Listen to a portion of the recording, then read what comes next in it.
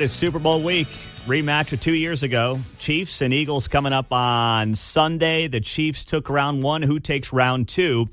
Let's get the pulse from Philadelphia. My good friend John Marks, he hosts the show on YouTube, the podcast Philly with John Marks. Find it wherever you get your podcasts or find it on YouTube if you're a Chiefs fan and you want to get the Eagles' perspective this week. John, good morning, my friend. It's great to have you here. And how are Eagles fans feeling as we get ready for Super Bowl week?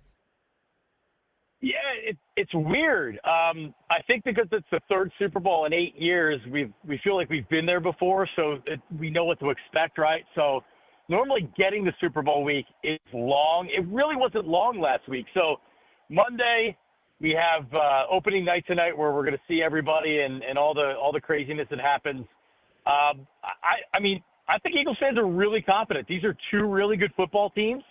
And we know what happened 2 years ago and a little bit of payback that we're feeling here in Philadelphia. But, yeah, I don't think there's any nervousness. I don't think there's any overconfidence. I think there's a lot of confidence that this Eagles team are going to beat the Chiefs on Sunday. And what is the main driver behind that? Is it that defensive line going up against what appears to be a mediocre at best Chiefs offensive line, or is there something else? Well, I mean, I think when you look at this Eagles team, they are very well-rounded, right? So you have a very good defense. You have a offense that can run the football. Saquon Barkley has been a huge addition, obviously, this offseason. You have two very good to great wide receivers.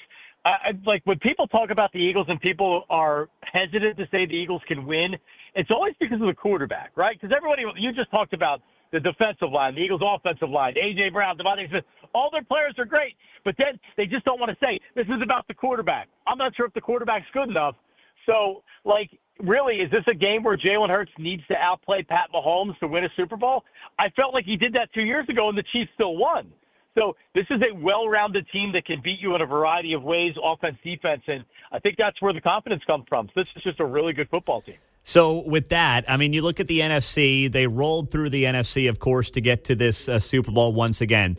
Is there a sense, though, that the AFC is the stronger conference right now? So maybe we've got to look at this and say, gosh, the Chiefs had tougher opponents. Therefore, we've got to look at them a little bit differently versus anybody we played in the NFC? Or is that not factoring into the conversation there in Philly?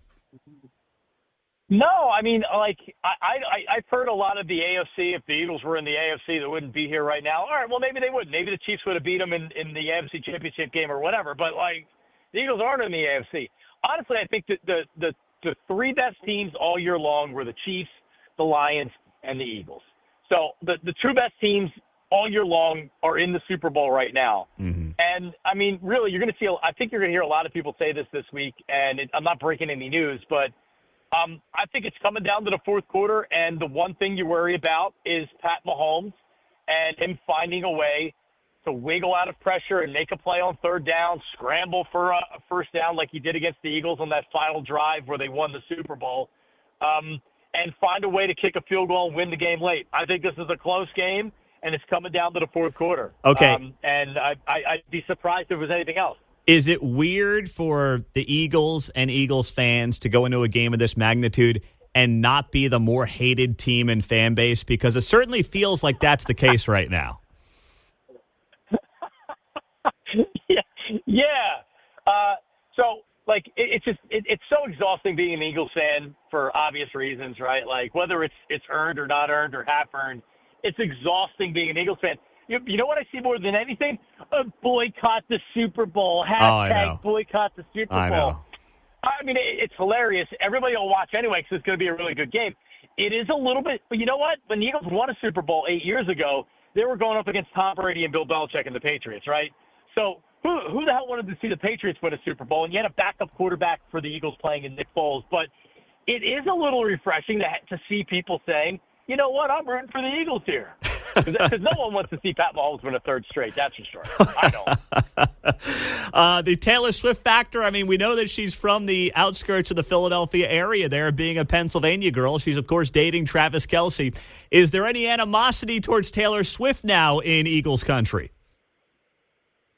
She's a total fraud Eagles fan. The first time we ever heard about Taylor Swift being an Eagles fan was when they were in the Super Bowl. And then all of a sudden it's like, oh, Taylor Swift knows the Eagles existed. And then she did a concert, and she's like, well, I'm a Philly girl. No, you're not a Philly girl. I don't know what the equivalent would be in Kansas City, but she's in Berks County. So she grew up like an hour and 15 minutes outside of Philly. Her dad was an Eagle fan, so she's not a total fraud. But I think she was just one of these girls that grew up and it was like, oh, yay, the Eagles, but didn't necessarily pay a lot of attention to it. She was busy with other things like music. But, she completely jumped off the Eagles bandwagon when she started dating Travis. So, I would say that her loyalty is not with the Philadelphia Eagles. What are the expectations for Jason Kelce this week for Eagles fans? What do they expect out of him? 10 out of 10, he wants the Eagles to win. 10 out of 10 that his brother's Travis Kelce, but that doesn't matter. He is an all-time Eagle. He'll go in the Hall of Fame as an Eagle. He'll have his number retired as an Eagle.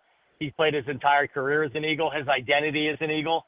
So, it's not a bad situation to be in if you're Jason, because if your brother wins another Super Bowl, your brother wins another Super Bowl. But this is I know family is blood. The Eagles are blood. It's just green blood, right?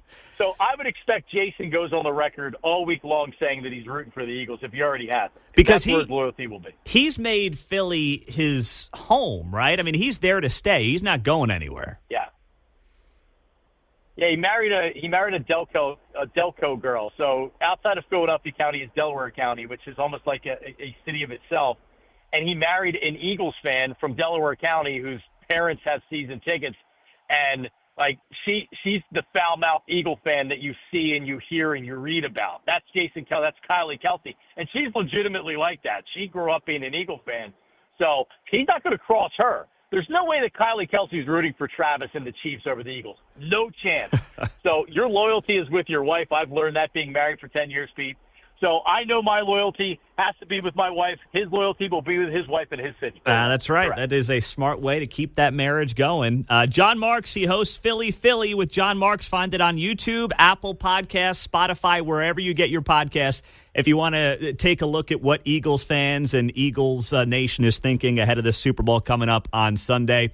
And happened to work for John when I was an intern back at ESPN Radio in Philadelphia. Gosh, going back 15 years now. John, thank you for everything, my friend. Enjoy the week, and we'll be watching and listening. And Pete Mundo is the number one on the power ranking of former interns. He has made the number one on my power ranking former intern list, just so all the listeners know. Well, he's a big shot. That is quite an honor to make the John Marks number one intern list all these years later. Thank you, my man. Couldn't have done it without you. I appreciate it. All right, Pete. Do well, man. See you, man. John Marks on KCMO. Great guy.